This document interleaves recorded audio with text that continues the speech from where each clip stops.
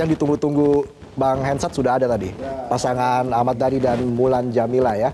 Dan tentunya ini menjadi warna tersendiri walaupun memang bukan hal baru ya. Sudah lama kita melihat wajah-wajah familiar yang mengisi kursi DPR.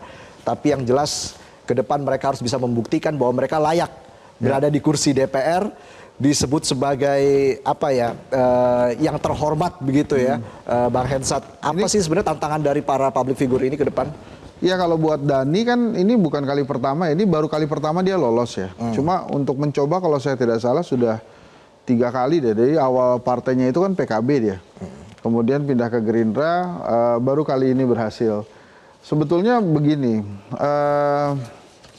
tantangan terbesar dari selebritis itu yang pertama adalah popularitas mereka yang switch gitu ya. Jadi artinya walaupun mereka sudah terkenal, kalau mereka nggak dikasih tahu atau rakyat tidak dikasih tahu mereka maju ke perhelatan pileg gitu ya, rakyat juga nggak tahu.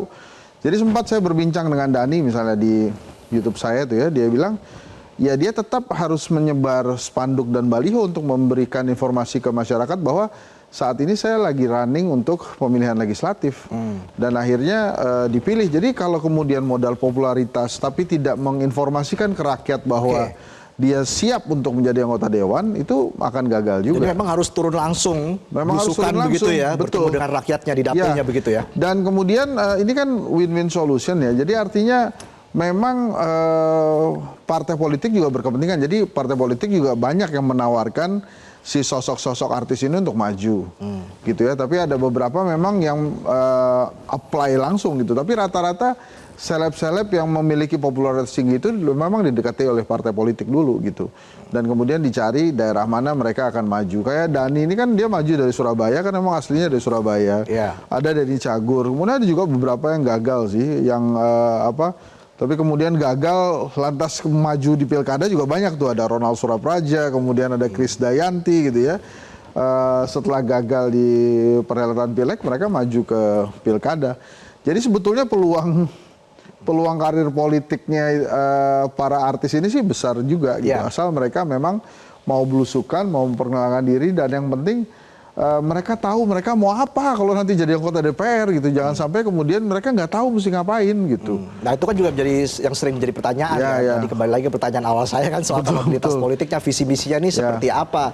Apakah memang modal followers yang sudah banyak sekali begitu sudah dikenal masyarakat, atau seperti apa kan Bang Hensat? Ini yang harus dibuktikan ke depan seperti itu Bang Hensat. Dan kita akan melihat lagi suasana terkini di gedung DPR saat ini. Tadi tampak Ketua MPR Republik Indonesia Bambang Susatyo sudah hadir di gedung DPR.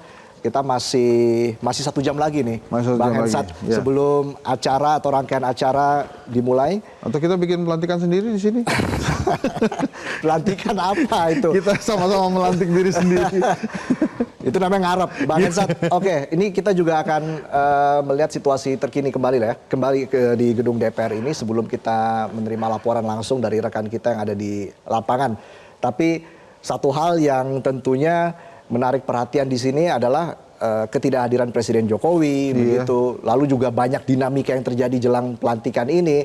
Ada juga informasi terkini para anggota DPR ini menginap di Hotel Bintang 5 jelang pelantikan. Nah, hal-hal seperti ini bagaimana Anda melihat?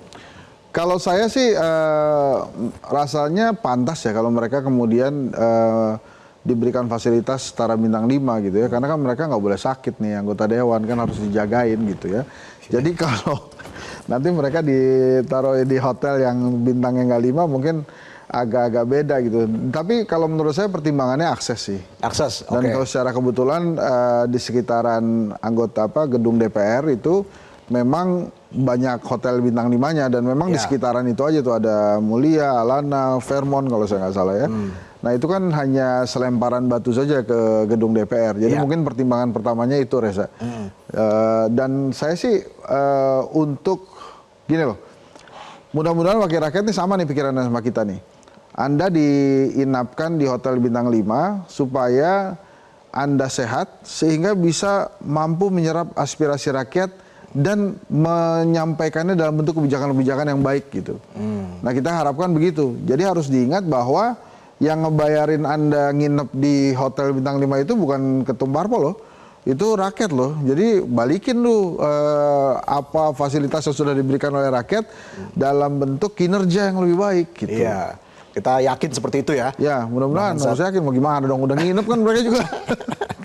Tapi ini juga yang masih menjadi PR ke depan adalah soal perbaikan ekonomi ini. Ya. Ke depan masih menjadi sorotan begitu ya.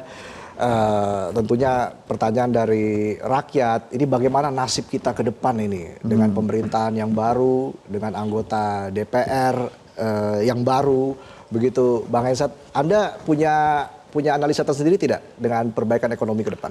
Jadi memang kan kalau dari hasil survei kedai kopi gitu ya, misalnya kalau permasalahan ekonomi di Indonesia itu yang pertama kan lapangan kerja yang tidak memadai gitu ya, kemudian juga sembakonya yang tidak murah.